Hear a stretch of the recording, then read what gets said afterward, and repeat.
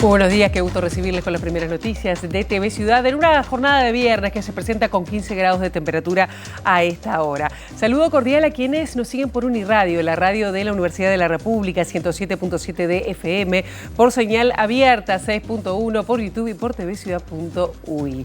Vamos a repasar rápidamente el pronóstico del tiempo proporcionado por Inumet, que nos depara hoy el tiempo, bueno, la máxima de 25 grados, una jornada realmente agradable. La mínima fue de 14 grados, estamos muy poquito por encima de lo que fue la mínima. El cielo estará algo nuboso con periodos de claro. ¿Cómo comenzaremos el fin de semana? Bueno, el sábado vienen las lluvias, las temperaturas extremas previstas para el área metropolitana, 14 y 20 grados. No nos vamos a escapar de las lluvias, pero bueno, el domingo un descanso, 11 y 19 grados, se va enfriando un poquito la temperatura según el pronóstico de Inumet. No va a haber lluvias, pero el cielo estará cubierto por momentos y periodos de claro. Tenemos muchos temas para compartir con ustedes hasta las 9 de la mañana. Muchos de ellos tienen que ver con temas políticos. ¿Y por qué decimos políticos? Porque bueno, ayer se firmó entre OCE y el Consorcio Aguas de Montevideo el documento que suspende por 90 días el inicio de las obras del proyecto Neptuno allí en el departamento de San José. La Federación de Funcionarios de OCE pidió una reunión al presidente de la República, Yamandu Orsi, para estar en la mesa de negociación donde se va a discutir esta renegociación del contrato. También vamos a estar hablando de la central sindical porque la mesa representativa del PIT-CNT aprobó el padrón definitivo para quienes van a poder participar del Congreso de la central que se va a desarrollar a fines de mayo, los días 22, 23 y 24 de mayo. Otra novedad que tiene que ver con el PIT-CNT es que el gobierno concedió una cadena de radio y televisión con motivo del 1 de mayo, Día de los Trabajadores y de las Trabajadoras. El sindicato policial se reunió con el ministro del Interior, Carlos Negro, le trasladó algunas de las preocupaciones que tienen respecto al cobro de servicios 222, pero también que se incluya, le solicitaron la prioridad en el presupuesto quinquenal a la recuperación salarial de los funcionarios policiales. También de este tema, sobre el tema carcelario y de cómo pueden compensar lo que ellos consideran es un trabajo insalubre a efectivos que cumplen este tipo de tareas, estuvo presente en el encuentro con Carlos Negro. Vamos a estar hablando también de una resolución que tomaron árbitros de básquetbol, de agremiados en la Unión de Jueces Oficiales, que resolvieron arbitrar sin la presencia de padres y de madres en las vacaciones, por lo menos hasta las vacaciones de julio, a raíz de algunos incidentes que se dieron en distintos escenarios deportivos. Así que el juego va a ser sin padres y sin madres, los niños tranquilos y sin incidentes. Del ámbito internacional se destaca que se agravó el estado de salud del expresidente brasileño Jair Bolsonaro, que fue internado en los últimos días por una oclusión intestinal. Vamos a dar detalles en qué se encuentra Bolsonaro y su estado de salud. Y que vamos a hablar a partir de 8:30 de la mañana. Bueno, vamos a estar recibiendo a Hugo Bay, economista, quien es además coordinador de la Comisión Sectorial de Protección Social, de Seguridad Social, quien de alguna manera va a llevar adelante esta coordinación vinculado al diálogo social de seguridad social. Ya el gobierno planteó una hoja de ruta. Bueno, vamos a ver por dónde irá esta hoja de ruta, pero sobre todo por dónde irán los acuerdos, porque también estará allí la oposición. Estamos hablando de esto, 8:30 de la mañana. Vamos a estar recibiendo a Hugo Bay. Ahora, momento de abrir la ventana hacia las calles de Montevideo para, con datos del Centro de Gestión de Movilidad, ver por dónde circular, por dónde no. @IMTránsito, @MBTransporte para seguir en tiempo real cualquier cambio en la circulación. Les adelantamos algunos cortes programados. Miren qué hermosa que está Montevideo con esa bahía y ese sol naciente. Ana Monterroso, entre Acevedo Díaz y Juan Polié, el corte será hasta el 7 de mayo por trabajos de saneamiento. Paraguay, entre General Pacheco y General Caraballo, el corte será hasta el 28 de abril, también por trabajos de saneamiento. Y Ramón de Valle Inclán, entre Martín García e Isidoro de María, el corte será hasta el 2 de mayo por trabajos de saneamiento. Comenzando el desarrollo informativo, les decimos que OCE y el Consorcio Aguas de Montevideo llegaron a un acuerdo para suspender por 90 días el inicio de la construcción del plan del proyecto Neptuno. En este marco, la Federación de Funcionarios de OCE solicitó una reunión al presidente de la República, Yamandu Orsi, para estar presente en la mesa donde se renegociará este contrato. La posición nuestra ante esta suspensión es que se abre una oportunidad, se abre un periodo de 3 meses en los cuales se renegociará el contrato entre el gobierno y las empresas y nosotros lo que aspiramos es que el proyecto Neptuno no se termine construyendo. Estamos dispuestos al diálogo y a colaborar en esa solución. ¿Ustedes entienden que el actual gobierno está en la línea de sus reivindicaciones? No, no podemos decir eso, pero sí por lo menos le puso un freno al proyecto. El gobierno anterior lo propuso, lo defendió incluso ante el Parlamento, era el buque insignia del gobierno anterior, fracasó porque no se pudo empezar a construir. Este gobierno quiere renegociar y nosotros estamos a la expectativa de eso, obviamente. La última vez que el presidente habló sobre este tema, sugirió que se quería cambiar de alguna manera el proyecto Neptuno, o que era una posibilidad por la represa de Casupá y quizás por un tema de costos alguna otra obra. ¿Esa sería una alternativa con la que ustedes coinciden? Sí, ese podría ser una salida. Nosotros el proyecto Casupá tampoco lo tenemos en nuestro sindicato, no lo hemos analizado en profundidad, pero sí hay una diferencia abismal entre un proyecto y otro. Desde el punto de vista social incluso, la represa de Casupá cuenta con el apoyo de todo Florida, de la Intendencia, de las organizaciones sociales. Se formó una comisión intersocial en apoyo a la represa. Con el Neptuno pasa todo lo contrario. Nosotros le vamos a solicitar una reunión al presidente de la República, ya le hemos solicitado una al Ministerio de Salud Pública, porque nosotros entendemos que esto también es un problema de salud pública. Queremos participar de cualquier negociación que haya al respecto. Nuestra espera no va a ser pasiva, estamos recorriendo el país, estamos con la cartelería, en reuniones, a donde nos llamen para hablar del proyecto Neptuno vamos a ir para seguir sumando voces en contra de este proyecto. Y esta suspensión que se conoció del proyecto Neptuno por 90 días coincide con el cumplimiento de un mes de una carpa instalada allí frente a Torre Ejecutiva, instalada por organizaciones de la sociedad civil que reclaman la nulidad en realidad del proyecto, pero que reclaman estar en la renegociación de esta planta potabilizadora ubicada en Arasatí, o que se va a ubicar en Arasatí. Y bueno, ahí supimos de esta novedad, de la firma de este acuerdo, que ignoramos sus términos, con lo cual reiteramos nuestra postura y la irregularidad que se comete, porque todo lo que tiene que ver con el agua debe ser objeto de la participación de la ciudadanía. Lo establece así nuestra Constitución luego del plebiscito del 2004.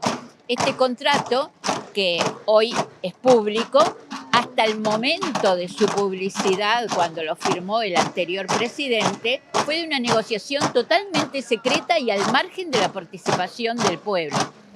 Y ahora está ocurriendo lo mismo. Algo van a hacer, hablan de una renegociación, la ciudadanía no está al tanto ni está participando. ¿Ustedes entienden que, así como lo ha pedido la Federación de Funcionarios de OCE, la sociedad civil o determinadas organizaciones deberían también participar de esta mesa de renegociación? No lo pedimos, directamente es nuestro derecho constitucional. O sea, hay un gobierno que está violando la Constitución. Representantes del Sindicato Único de Policías mantuvo una reunión con el ministro del Interior, Carlos Negro, para manifestarle su preocupación por el atraso en el pago de horas 222 en algunas jefaturas del país. También solicitaron que se incluya como prioridad en el diseño del presupuesto quinquenal la recuperación salarial de los efectivos. Nos encontramos con un ministerio abierto a escuchar a los trabajadores, que obviamente estamos a instancia de que en un mes y medio vamos a estar peleando lo que es una ley de presupuestos. Seguramente se van a estar instaurando lo que son los consejos de salario, donde obviamente la prioridad del salario policial es importantísima. La realidad que nosotros tenemos es que terminamos cuando cambió el gobierno pasando raya con un 3,5 de pérdida salarial, 4,5, en eso andábamos. Y bueno, la expectativa que tenemos es recuperar y poder pasar a un aumento significativo de todos esos trabajadores. Hay que ver el presupuesto, sabemos que muchas veces es acotado, pero hay que trabajar para poder llegar a tener lineamientos que le brinden mejoras salariales a los funcionarios policiales, que es prioridad. Y también Carlos Negro mantuvo una reunión con el candidato a la Intendencia de Montevideo por la coalición republicana, el Partido Nacional, Martín Lema, quien le planteó algunas propuestas de cara a la campaña en materia de seguridad. Por ejemplo, lo de la aplicación de la ley de faltas. Tuvimos una muy buena reunión de trabajo en donde expresamos que si nos toca a nosotros, queremos tener un diálogo permanente y fluido con el Ministerio del Interior, porque si es uno de los temas que más preocupan a los montevideanos, tiene que ser uno de los temas que más preocupen al intendente. Le presentamos un documento con propuestas que buscan complementar el esfuerzo del Ministerio del Interior para dar más seguridad en Montevideo, propuestas que tienen que ver con una aplicación estricta de la ley de faltas para garantizar el uso debido de los espacios públicos, la creación de la Guardia Departamental, con más policías eventuales de los que tiene la Intendencia hoy, con la incorporación de policías retirados, con la incorporación de empresas de videovigilancia que ayuden en recorridos permanentes a disuadir situaciones delictivas. Les planteamos también la fiscalización de ruidos molestos que muchas veces alteran la convivencia, la fiscalización de grafitis en lugares no autorizados que pueden perjudicar la fachada de un vecino, que pueden perjudicar un espacio público o un monumento, que eso la Intendencia debe intervenir también. Aporte en tecnología, le planteamos la incorporación de 1000 cámaras de videovigilancia por parte de la Intendencia para complementar el esfuerzo que pueda resultar del Ministerio del Interior. Y volvemos al Sindicato Único de Policías, porque también anunció que va a demandar al Ministerio del Interior por las condiciones insalubres que cumplen quienes trabajan en las cárceles. En este sentido, el Sindicato de Policías reclama una partida de insalubridad a consecuencia del impacto físico y psicológico de quienes cumplen su tarea en las cárceles. Este sindicato está esencialmente preocupado por la realidad y las condiciones laborales que tienen los policías y los operadores penitenciarios en las cárceles. En función a eso hemos recibido muchos reclamos, los estamos aglomerando. Hoy día contamos con más de 450 policías y operadores penitenciarios que manifiestan esta intención de reclamar las condiciones físicas y psíquicas que tienen hoy a consecuencia del Estado de haber trabajado 20 años en la situación que están hoy las cárceles, que doy por sentado que ustedes todos lo conocen. ¿Esta demanda dónde se presenta y contra quién es? Bueno, recién estamos en instancia de conciliación, naturalmente es contra el Ministerio del Interior, que es la autoridad competente, y estamos también hoy planteando la posibilidad de que se vea la creación de una partida por trabajo insalubre para los policías que prestan funciones en las cárceles y hacerlo extensivo también a lo que es los bomberos. ¿Se le manifestó al ministro que se iba a iniciar esta demanda? Sí, están en conocimiento, naturalmente. Tuvimos buena receptividad en lo que es la posibilidad de evaluar esta partida especial de la insalubridad, así que quedamos conformes. La comisión que analiza el salvataje de la Caja de Jubilaciones y Pensiones de Profesionales Universitarios trabajará intensamente hasta el 6 de mayo para cuando el tema deba ser tratado en el Parlamento en ambas cámaras. El Frente Amplio buscará alcanzar un acuerdo político para aprobar rápidamente el proyecto de reforma de la institución. Mañana recibimos a la Caja de Profesionales y a partir de la semana que viene vamos a recibir a los colegiados y después a los colectivos y a todos los que quieran ser recibidos con el tema de la Caja de Profesionales. El Poder Ejecutivo ha manifestado la necesidad de que esto sea rápidamente aprobado. ¿Cómo va a trabajar justamente los diputados del Frente Amplio en esta comisión intentando lograr ese objetivo? Sí, dada la situación que tenemos en la Caja tan crítica, ¿no? Esto tiene que ser un proyecto que se trabaje rápido.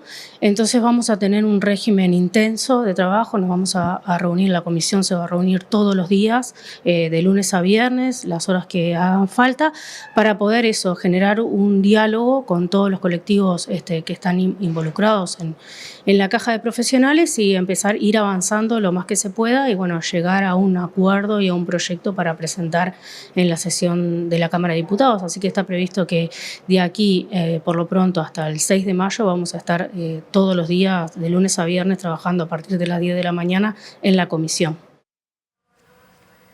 El Ministerio de Trabajo y Seguridad Social, concretamente su titular Juan Castillo, dijo que el gobierno cumplió con la promesa y la obligación de instalar un ámbito de negociación para tratar de analizar el tema de las licencias médicas que había solicitado la Organización Internacional del Trabajo en lo que tiene que ver con el funcionariado público. Castillo participó de la celebración del 60º aniversario de la Confederación de Organización de Estado, de Funcionarios del Estado, COFE, que promovió las acciones ante la OIT por estas licencias por enfermedad.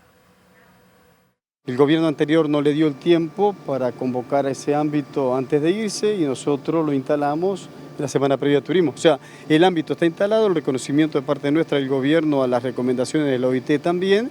Ahora hay un plazo primario de 6 meses para poder llegar a un acuerdo, pero nosotros tenemos firme expectativa de que antes de que termine el plazo poder hacer un acuerdo. Castillo dijo que en el ámbito de negociación se escuchará la posición de los trabajadores, se analizarán datos estadísticos sobre el uso de las licencias médicas por parte de los funcionarios públicos y que la norma tiene una aplicación desigual, ya que, por ejemplo, no se aplica a ministros y legisladores. Que la ley establece que es una figura que se instala para todos los funcionarios públicos. Quiere decir que al quien habla primero. Yo soy un funcionario público en el Ministerio de Trabajo. Sin embargo, a nosotros no se nos aplica. Y no se aplica a los legisladores, que son trabajadores públicos. Y no se aplican a varios ámbitos de dirección y a directores de empresas públicas. O sea que, a pesar de que es una ley general que establece un mecanismo de descuentos de licencia o de acotar las licencias médicas o la forma de pedirlas, es para algunos y no para todas y para todos. Bueno, eso también está en debate, en discusión. Para no tener preconceptos, para no juzgar de antemano, lo importante es escuchar, ver las estadísticas y ver si existe el mecanismo de que aquel que efectivamente está haciendo abuso de esta medida tenga entonces algún coto de ese tipo. Pero el que efectivamente tiene una enfermedad, el que efectivamente tiene problemas de salud, no vaya a ir a trabajar enfermo, porque ya ha pasado en épocas muy recientes de que se pedía resguardo y cuidado en materia de la salud a todos. En el marco de las actividades por los 60 años de la Confederación de Organizaciones de Funcionarios del Estado, COFE, su presidente Martín Pereira dijo que la expectativa es a mediados de junio tener un documento acordado con el Poder Ejecutivo para presentar en la conferencia de la OIT de esa fecha. Y seguimos en temas laborales porque al ministro de Trabajo y Seguridad Social, Juan Castillo, le preocupa el incremento de accidentes laborales, especialmente en el sector rural y también en la construcción. Estas declaraciones las hizo en el marco del Día Mundial de la Seguridad y Salud Laboral, organizada por la Cámara de Comercio y Servicios. Según datos presentados por el Ministerio de Trabajo, existen alrededor de 40.000 siniestros laborales al año y muere un trabajador cada 10 días por cumplir con su función. Lo que ocurre es que las estadísticas están marcando un crecimiento notorio en materia de accidentes laborales, de accidentes con consecuencias, porque no es solamente los fallecimientos, sino que las mutilaciones. En Semana de Turismo, un cardán de un tractor le arrastró el brazo a un trabajador rural, que es una de las áreas donde hay más accidentes de trabajo junto con la construcción y otras actividades riesgosas. Bueno, de lo que se trata es de lo que estamos diciendo en la campaña, desde la Inspección de Trabajo. Hay que cuidar la salud y por eso promovemos la salud y la vida en el trabajo, y esto se enmarca en ese Día Mundial, además de los derechos. Castillo dijo que quedó demostrado que la Ley de Responsabilidad Penal Empresarial aportó garantías y no generó problemas, tal como se había dicho desde el sector empresarial. Yo creo que bien, porque como vos decís, teníamos un problema antes, parecía que el tema de la Ley de Responsabilidad Penal era una cosa que iba a cuestionar, que iba a generar más problemas. Bueno, se demostró no solamente que no hay problemas, sino que lo que puede dar en todo caso es más garantías de que se respeten las obligaciones. De todas formas, también al mismo tiempo hemos visto que solo eso no alcanza. Por eso esta campaña nacional, estas giras y recorridas que la Inspección de Trabajo viene realizando en todo el país, y la instalación de cursos tripartitos con empleadores, trabajadores y hasta con participación de algunas intendencias del interior, en donde se va a estar haciendo cursos, charlas, de manera de dar a conocer los derechos. Otra opinión tiene el presidente de la Cámara de Comercio y Servicios, Julio Lestido, quien dijo que, a su entender, los accidentes laborales han disminuido. Lestido aseguró que la gremial empresarial tiene voluntad de seguir trabajando justamente para evitar riesgos en el ámbito laboral. Producto de normas que se actualizan, de tecnologías que hoy podemos aplicar a la seguridad y la salud, pero también a la conciencia que hemos tenido todos y que estamos teniendo todos, tanto las empresas como los equipos de trabajo de las empresas. Eso ha sido muy importante acá y lo que, en definitiva, lo que estoy diciendo que es justo una cantidad de cosas que trabajan simultáneamente o que se coordinan simultáneamente. Necesitamos un marco legal que existe, necesitamos un control que existe, necesitamos tecnología que también existe, pero necesitamos también una conducta y una política tanto del sector empresarial como del sector trabajador para que esto funcione bien. Y creo que eso en los últimos años se ha venido dando en forma muy importante y por eso es que hoy la siniestralidad es baja. Las empresas, en un principio, cuando se implantó la ley de responsabilidad penal, se opusieron. ¿Cuál es la evaluación que se hace desde las cámaras a cuenta de los años que pasaron? A ver, cuando uno se opone es porque entiende que hay cosas que se deben ajustar. O sea, no nos opusimos a la seguridad y la salud del trabajo, sino a veces es que hay cosas que se exigen que son de difícil cumplimiento. Entonces lo que hay que buscar y trabajar es que esas cosas y generan riesgos que a veces no están contemplados y pueden generar problemas mayores. Entonces, lo que hay que hacer es trabajar justamente para adecuar las medidas a la ¿Eso se laudó ya entonces? Algunas partes sí, otras tenemos que seguir trabajando. Vamos a hablar de temas laborales, pero con una mirada hacia las intendencias departamentales, porque el diputado del Frente Amplio, Joaquín Garlo, celebró la aprobación en comisión de los ascensos de personal presupuestado y contratado en las intendencias. El texto impone la realización de concursos o sorteos y fue apoyado por el Frente Amplio, por el Partido Colorado y también por Cabildo Abierto. Establece, por un lado, la regla de los concursos para la designación de funcionarios, bajo los principios de transparencia, publicidad e igualdad de oportunidades, y por otro lado la posibilidad de la realización de sorteos en aquellos casos que los requisitos para ocupar los cargos que se planteen lo ameriten, pensando más que nada en el trabajo no calificado, ¿no? Y experiencias que ya existen en varios departamentos del país. Y la idea es establecer esta regulación para todas las intendencias del país, al amparo del artículo 64 de la Constitución, y el artículo 2 del proyecto establece también la prohibición de la designación de funcionarios en los 12 meses previos a la finalización del periodo de gobierno, como también ya sucede en varios departamentos del país y como también está establecido para la administración central, ¿no? Para el Estado en sentido estricto, donde no se pueden establecer designaciones de funcionarios en los 12 meses previos a la elección, como una forma también de combatir el clientelismo político y el uso político de la designación de funcionarios. Tras un cuarto intermedio, el Frente Amplio y el Partido Colorado, que antes habían presentado iniciativas separadas, acordaron la redacción de un proyecto de 2 artículos que quedó plasmada en una hoja escrita a mano. El apoyo de ambas bancadas garantiza la mayoría especial de 2/3 que la iniciativa precisa para ser aprobada, aún en el caso de que el Partido Nacional siga sin dar su respaldo, como ocurrió este miércoles en la sesión de la Comisión de Constitución y Códigos de la Cámara Baja.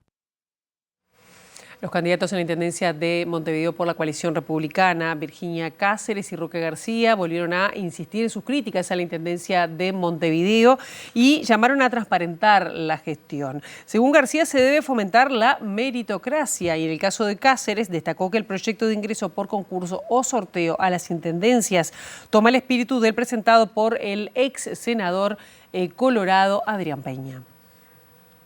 Es algo que venimos reclamando hace tiempo, transparentar la función pública, transparentarla de todo punto de vista. Nosotros creemos en la meritocracia. Yo hice una carrera del servicio de las armas siempre ascendiendo por concurso, siempre teniendo la posibilidad de ascender por concurso. O sea, para nosotros es algo que se debe imponer y que se debe no solamente en el ingreso, sino en todos los ascensos dentro de la Intendencia Municipal de Montevideo, creemos, de Intendencia Departamental de Montevideo. Soy viejo, ¿viste? Me voy a la denominación antigua. Es lo que se tiene que hacer. La meritocracia es lo que tiene que volver a la Intendencia, sin lugar a dudas. ¿Pero considera que el personal de la Intendencia de Montevideo ha ingresado sin la vía concursal? No, bueno, muchos han ingresado sin la vía concursal, eso es evidente. Y uno tiene la sensación, porque es muy difícil, porque son decisiones que se toman en la soledad de un despacho. Es muy difícil medirlas desde lejos. Pero lo que se ve es una Intendencia que, a ojos vistas, es cada día más ineficiente. Eso se ve. La candidata a la Intendencia por la coalición republicana, la colorada Virginia Cáceres, se manifestó a favor del proyecto, que según remarcó tiene su origen en una iniciativa del ex senador Adrián Peña.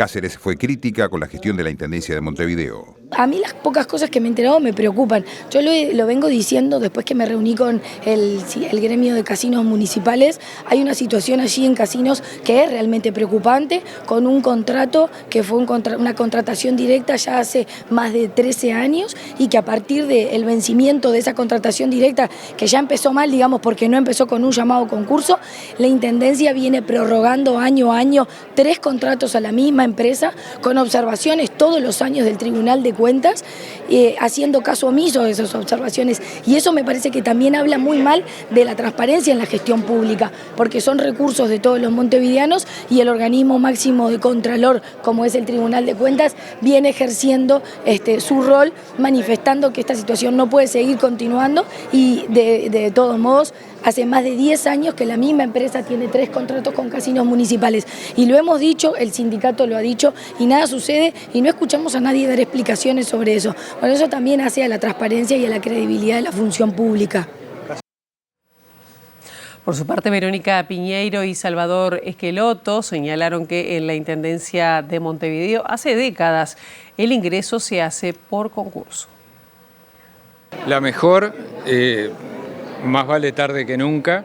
Esta es una iniciativa que por lo menos desde el 2008 la bancada del Frente Amplio la ha ido impulsando. Como tiene ciertas implicaciones constitucionales, requiere mayorías importantes dentro del Parlamento. Estoy muy confiado que esto se va a lograr. Me parece que es un cambio más que lo específico en la cultura institucional. Esto en la Intendencia de Montevideo es así desde el año 90, en la Intendencia de Canelones es así, y ha redundado en un reclutamiento de cuadros técnicos, profesionales, administrativos, de la mejor calificación, y no solo el ingreso, sino también el ascenso por concurso de méritos y de pruebas es una garantía para no solamente equidad entre los postulantes, sino es una garantía de calidad en la gestión humana para toda la ciudadanía. Así que ojalá esto se generalice. Montevideo tiene ese tiempo el ingreso por concurso a la gestión. Me parece importante que pueda reglamentarse, que pueda generarse una ley a nivel nacional que establezca los criterios y el ingreso por concursos a las intendencias departamentales. Me parece que es sustantivo, hemos visto casos, históricamente han habido casos de ingresos de una forma clientelar que muchas veces no van en el sentido de mejorar la gestión o de tecnificar las gestiones dentro de la Intendencia o de profesionalizar a los trabajadores y trabajadoras de las Intendencias. Creo que hacia la gestión, pero también hacia la transparencia. La Fiscalía General de la Nación inició un procedimiento disciplinario contra la fiscal que lleva adelante el caso Besossi, Estela Alciaturi. La fiscal es investigada por la filtración del pedido de formalización del proceso contra el intendente de Soriano. La fiscal de corte, Mónica Ferrero, definió el inicio de un procedimiento disciplinario contra la fiscal de Atlántida de segundo turno por esta filtración de la solicitud de formalización, según informó El Observador y confirmó la Fiscalía General de la Nación. La investigación alcanza las publicaciones en redes sociales hechas por la fiscal entre 2016 y 2019, que incluyen publicaciones de memes a figuras del Partido Nacional. La Ley Orgánica de Fiscalía impide a los fiscales militar orgánicamente o participar de movilizaciones político-partidarias, pero no existe una normativa que impida la publicación de contenido político, aunque sí recomendaciones de la Carta de los Principios Éticos de los Ministerios Públicos Iberoamericanos que llaman a utilizar con prudencia las redes sociales. Y nos quedamos en la Fiscalía de la Nación porque hoy habrá una nueva instancia de negociación en el Ministerio de Trabajo y Seguridad Social, una negociación tripartita para tratar de encontrar caminos de encuentro en el conflicto que llevan adelante los fiscales. El reclamo de fiscales, vamos a recordar, es contra resoluciones tomadas por la fiscal de corte, Mónica Ferrero, que afectaron el régimen de licencias y también medidas que los trabajadores calificaron de graves. Durante sus medidas, recordemos, los fiscales no habilitaron órdenes de detención y allanamiento relacionadas con delitos contra la propiedad. Vamos a otros temas, se lo decíamos en los adelantos, la mesa representativa del PIT-CNT ya confirmó el padrón de quienes van a estar representados en el Congreso que van a realizarse a fines del mes de mayo. 22, 23 y 24 va a estar este Congreso. Para este nuevo Congreso del Movimiento Obrero están habilitadas a participar 64 organizaciones sindicales de todo el país, representativas de todas las áreas de actividad. Según lo establecido por la Mesa Representativa de la Central Obrera, para este Congreso se dispuso que cada 200 afiliados cotizantes corresponde un delegado al plenario. El sindicato que declaró la mayor cantidad de afiliados cotizantes es la Federación Uruguaya de la Salud, con 27.000 personas, por lo que le corresponden 135 delegados. COFE y el Sindicato de la Construcción, el ZUNCA, declararon 25.000 afiliados cotizantes y les corresponden 125 delegados. Le siguen la Federación Uruguaya de Magisterio con 24.000 afiliados cotizantes y 120 delegados, FUESIS con 15.000 afiliados y 75 delegados, AEU con 11.500 cotizantes y 57 delegados y el Sindicato Policial Nacional, el CIPOLNA, con 8.000 cotizantes y 40 delegados al Congreso. La Federación Nacional de Profesores de Enseñanza Secundaria, FENAPES, declaró 7.500 afiliados y tendrá 37 delegados. El Sindicato de Trabajadores de la Educación Privada, SINTEP, declaró 7.017 afiliados y 35 delegados, al igual que el Sindicato Metalúrgico, la UNRWA, que declaró 7.000 afiliados. El Sindicato de UTE declaró 6.000 afiliados y accedió a 30 delegados, en tanto el Sindicato de Antel cuenta con 5.000 afiliados cotizantes y tendrá 25 delegados. Ahora vamos a seguir en tema y la información surge desde exteriores de la mano de nuestro compañero Diego Martini. Diego, muy buenos días, bienvenido. Pilar, buen día para vos, todas y todos, así es. Y vamos a seguir en tema porque estamos en la sede del PIT-CNT, vamos a hablar con Marcelo Abdala, presidente de la Central Sindical. Marcelo, gracias por estos minutos y bueno, aprovechamos para consultarte cómo se están preparando de cara al Congreso de los Trabajadores que va a ser a fines de mayo. Bueno, nuestra mesa representativa ha resuelto las bases de discusión con que el conjunto de las filiales vienen considerando las propuestas que están instaladas para un Congreso que es un Congreso bien importante, el ámbito superior, digamos, del mayor nivel de amplitud del PIT-CNT, en donde participan delegaciones de todas nuestras filiales en proporción a la cantidad de afiliados cotizantes, un Congreso que va a tener por encima de 1.000 delegados titulares y 1.000 delegados y delegadas suplentes, en donde naturalmente está en consideración lo que consideramos el centro de la orientación de la central y es cómo el movimiento obrero y todo su sistema de alianzas empujamos una estrategia nacional de desarrollo que permita la buena vida de nuestra población, cómo a partir de esa línea vertebral establecemos objetivos para que aumente la participación del salario en la riqueza nacional, tanto a través de la negociación colectiva de públicos y privados como de aquellas políticas que permitan aumentar los niveles de empleo de calidad en el país, cómo simultáneamente nos preparamos para hacer nuestras propuestas de cara al presupuesto nacional, cómo aportamos desde la perspectiva de apuntar a una ley que establezca que el máximo de horas semanales sean 40 horas semanales con pago de 48 y participamos activamente en el diálogo en materia de seguridad social para convertir la seguridad social en un derecho humano fundamental, cosa que venimos insistiendo hace muchos años. Y todo esto a partir de la consideración que hace falta impulsar transformaciones importantes, transformaciones profundas en todo el modo de acumulación capitalista dependiente que rige en nuestro país. Lo que se está poniendo de manifiesto en la sociedad uruguaya a través de las enormes dificultades para generar trabajo de calidad, a través de los cierres de las empresas, en particular en la industria manufacturera, a través, digamos, de los problemas que han llevado a que haya crecido la cantidad de trabajadoras y trabajadores que ganan menos de 25.000 pesos, que cueste tanto abatir la informalidad, tenemos todavía un 23% de informalidad, cosa que se agrava enormemente al norte del Río Negro y en particular en la frontera, es que la actual matriz productiva dependiente de los precios internacionales de las materias primas ya demostró hace mucho que no logra solventar la buena vida de 3,5 millones de uruguayos. Entonces es un Congreso y un 1 de mayo también que va en línea con el Congreso, en donde el movimiento obrero va a tomar una serie de iniciativas que creo que lo van a colocar como una fuerza, digamos, que trasciende la coyuntura, que mira con las luces largas y que va a empujar, en definitiva, un proyecto de país de transformaciones profundas. Marcelo, a propósito de esto que mencionabas de las horas, ¿cómo se viene dando esa discusión de bajar las horas desde los sectores empresariales? Lo ven con otros ojos y también se ha planteado la discusión incluso de bajar más horas en algún otro momento en algunos otros sectores. Bueno, de hecho, yo creo que la sociedad uruguaya debe interrogarse qué vida quiere para su población.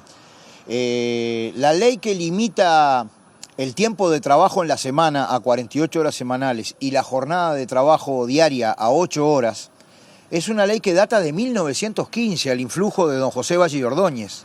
Estamos en el 2025. ¿Qué significa? ¿Cuánto ha cambiado la productividad? ¿Cuánto se ha transformado la organización del trabajo? ¿Cuántos han sido los distintos aluviones de renovación y revolución tecnológica en el mundo del trabajo para que nosotros tengamos todavía una limitación del tiempo de trabajo que data de 1915, de principios del siglo XX? Naturalmente que esto nosotros lo hacemos no de una manera aislada, sino mirando un proyecto de país que efectivamente promueve políticas públicas adecuadas para apuntar a una matriz productiva más sofisticada. Esto tiene un impacto enorme en la productividad del trabajo. Naturalmente que nosotros tenemos buena disposición de discutir la productividad del trabajo en ese marco, pero que aspiramos concretamente a que se reduzca la semana laboral por lo menos a 40 horas semanales, sin desmedro que en algunas ramas esto pueda aplicarse específicamente, inclusive con porcentajes mayores. La vida ha demostrado y hay evidencia empírica y estudios al respecto que esto beneficia la salud laboral de los trabajadores, beneficia la productividad, beneficia, digamos, compartir entre varones y mujeres las labores de cuidados, tiene una contribución positiva a que no se exprese tanto las brechas de asimetrías de género para conseguir trabajo. Es desde todo punto de vista una cuestión recontrapositiva y en algunos estudios que se han desarrollado nosotros vemos que la mayoría de la sociedad ve con buenos ojos esta iniciativa. Marcelo Abdala, presidente de la Central Sindical, muchas gracias. A ustedes. Volvemos a Estudios Pilar entonces con esta información. En este segundo bloque de MBD Noticias recibimos con muchísimo gusto al economista Hugo Bay, quien es coordinador de la Comisión Sectorial, que está encargada de llevar adelante lo que va a ser el diálogo de protección social y seguridad social. Un gusto que estés con nosotros esta mañana. Bienvenido. ¿Cómo estás? Un gusto para mí. ¿Qué tal? Un placer. Realmente, bueno, esta semana, este martes, se dio a conocer la hoja de ruta con los ejes que tienen que ver, que van a impulsar el diálogo social. Que ya han hablado, ¿no?, de cómo van a integrar la protección social, temas de infancia. Yo te pregunto, ¿cómo va a ser, qué expectativa tienen de lograr acuerdos en estos temas? Pensando que la gente todavía tiene muy reciente lo que fue el diálogo que hubo en el gobierno anterior, del cual tú participaste por el PIT-CNT, ¿no? Exacto. Bueno, obviamente que es un desafío, es un área en la que sabemos que hay diferencias, ¿verdad? Y eso es lo que justifica justamente tener un intercambio, una conversación, un diálogo para intentar, encontrar puntos de acuerdo dentro de esas diferencias. Las diferencias son naturales, yo diría que son saludables en un tema tan sensible, tan delicado como la seguridad social, que remite a concepciones diferentes que puede tener la gente sobre lo que es la justicia, sobre lo que es las preferencias redistributivas, en fin. Todo eso, en cierta forma, se va a ver reflejado. La idea de que en el diálogo cada uno de los actores sociales y partidos políticos que van a estar participando puedan expresar sus ideas, volcar sus insumos, o dar a conocer sus propuestas. Pero bueno, nosotros entendemos que hay condiciones buenas para encontrar puntos de acuerdo en algunos nudos centrales que hacen al sistema de protección y seguridad social. Como tú mencionabas, tenemos esta agenda bastante más amplia de la que se presentó en el diálogo del periodo anterior, ¿verdad?, que estaba muy centrado en el esquema jubilatorio. Nosotros tenemos idea de que esta conversación incorpore elementos que hacen a las contingencias, los riesgos, las vulnerabilidades que tienen las personas a lo largo de todo el ciclo de vida, desde que nacemos hasta que morimos, y por eso es que dentro de esa hoja de ruta, efectivamente, los ejes temáticos incluyen protección a la infancia, profundización del Sistema Nacional Integrado de Cuidados, protección a activos, ¿verdad?, a trabajadores y trabajadoras dentro del esquema de seguridad social, y por supuesto también vamos a abordar los temas que quedaron planteados en relación a las jubilaciones y pensiones de la reforma anterior. Claro, y esos nudos, ¿cuáles pensás que pueden ser de acuerdo sobre todo, ¿no? Pensando, porque hay otros que no se van a poner de acuerdo. ¿Te referís en general a toda la agenda o específicamente a lo jubilatorio? No, a lo jubilatorio ni que hablar, porque fue lo que más, lo que más ruido hizo en la reforma que está aprobado y que está vigente, ¿no? Pero ¿se puede llegar a acuerdos? Yo creo que sí. Por ejemplo, pensemos en el esquema de transferencias no contributivas, que es algo que el país ha tenido históricamente, ha tenido un empuje muy fuerte a partir del año 2005 con el PANES, el Plan de Equidad, en fin, y después ha tenido, sucesivas incorporaciones de nuevos programas que se han ido sumando, y hoy me parece que este diálogo puede ser una buena oportunidad para mirar ese esquema en su conjunto, ¿verdad?, que tiene diferentes instrumentos, y pensar en la posibilidad de tender hacia una unificación del esquema que permita ampliar la cobertura, mejorar la suficiencia de las prestaciones, y yo creo que en eso hay un acuerdo bastante amplio de que es una prioridad central para el país avanzar en términos de, garantizar o mejorar, digamos, la seguridad económica en la infancia, ¿verdad? Claro, y por ejemplo, hablando de financiamiento, que es una parte donde duele, donde capaz que puede haber acuerdos antes, pero en el momento de quién lo paga, ¿de dónde pueden llegar a salir los recursos si se amplía esta base? Bueno, justamente, ahí hay que discutir, digamos, hay que intercambiar. Está claro de que muchas veces podemos estar de acuerdo en extender determinados derechos, pero después esos derechos alguien los va a pagar y forma parte de la conversación, ¿verdad? Es decir, hay una serie de compromisos asumidos en campaña electoral y de prioridades de gasto que ya están de alguna manera, que son públicas, que tienen que ver, por ejemplo, con una mejora de las transferencias no contributivas o con algunos aspectos vinculados al sistema de cuidado y educación, digamos, que es la extensión en la cobertura y en la cantidad de horas que permanecen niños, niñas y adolescentes en los CAIF, preescolar, primaria, en fin. Allí hay una serie de compromisos asumidos y seguramente son cosas que van a formar parte del intercambio y donde nosotros entendemos que hay que encontrar acuerdos y hay que encontrar ese espacio fiscal, ¿verdad?, para poder solventar esas propuestas. Acá uno de los requisitos para cualquiera de los cambios que vamos a analizar, también por supuesto en el plano jubilatorio, es la sostenibilidad económico-financiera de cualquiera de esos cambios, ¿verdad? Y estas cosas a veces es muy importante mirar cómo evolucionan a lo largo del tiempo, a partir de los cambios demográficos, ¿verdad? Acá hay muchas disciplinas, digamos, que intervienen en la conversación y, naturalmente, eso es una preocupación central del Poder Ejecutivo y del Gobierno, que, de alguna forma, cualquiera de las reformas que se puedan acordar y aprobar, puedan ser sostenibles y puedan ser financiadas por las futuras generaciones. Claro, ¿verdad? y te pregunto, ¿por dónde iría la financiación? Porque además el Ejecutivo está diciendo, nos encontramos con un déficit mayor del que pensamos y no habría mayores recursos o mayor disponibilidad. ¿Iría por más impuestos o de dónde se sacaría?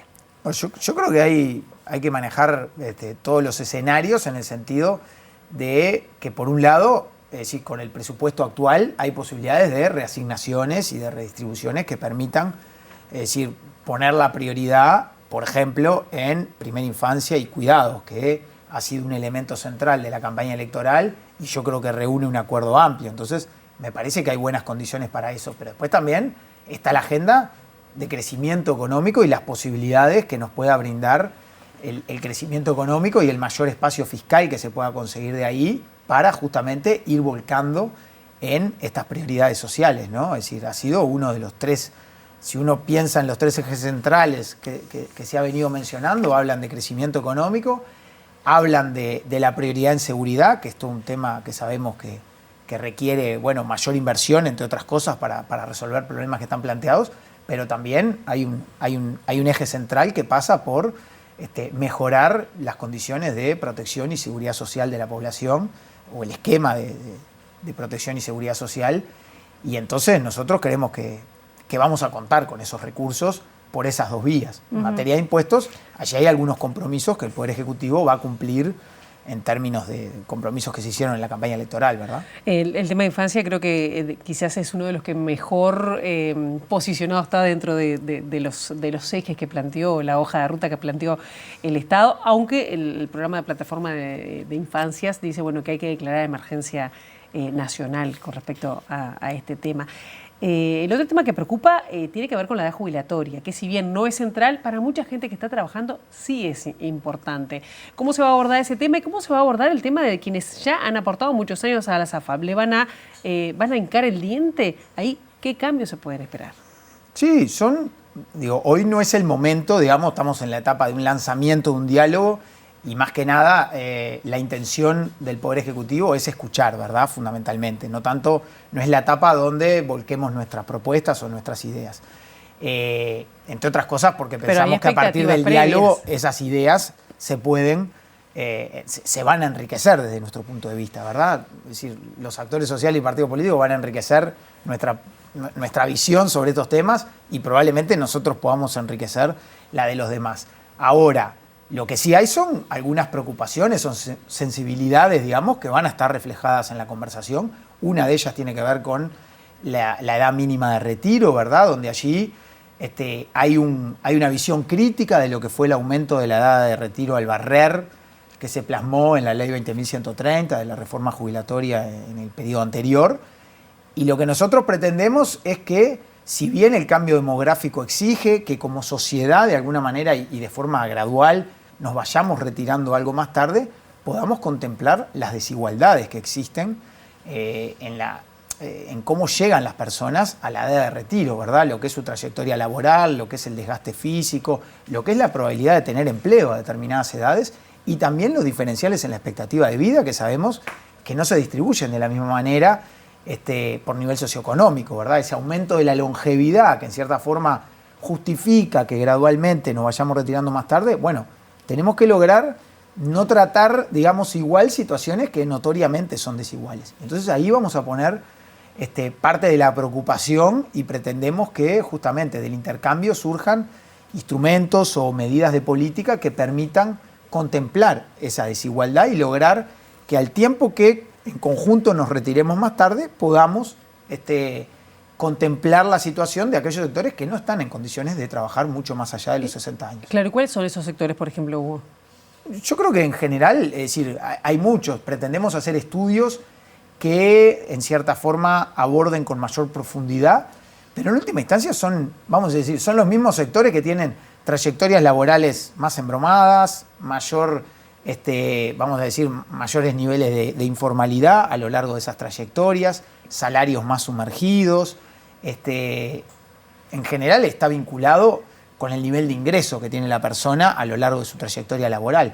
Y esos mismos sectores se vinculan con esto que decía, de que son los que suelen tener menor expectativa de vida después, una vez que acceden al retiro. Entonces, pensar en que todos nos retiremos a la misma edad puede suponer un componente regresivo dentro del sistema, porque los diferenciales en la expectativa de vida, o sea, el tiempo el que vamos a cobrar esa prestación, puede realmente tener variaciones importantes en la cantidad de años en promedio. Entonces, son desigualdades que hay que contemplar. Por supuesto, hoy ya tenemos algunas herramientas como las bonificaciones que atienden determinadas situaciones muy particulares. Pero nosotros pensamos que, como esquema general, hay que ver si el nivel de ingreso de la persona a lo largo de su vida laboral es un buen indicador que permita, en cierta forma, distinguir situaciones, ¿no? Y que, en cierta forma, logremos avanzar hacia una especie de retiro estratificado, ¿verdad? En el que encontremos incentivos para que algunos sectores que están en condiciones de seguir trabajando puedan hacerlo, pero para otros sectores que no están en condiciones de hacerlo, puedan efectivamente retirarse a edades más tempranas de lo que hoy marca la normativa, ¿verdad? A partir de la reforma jubilatoria que se amplió.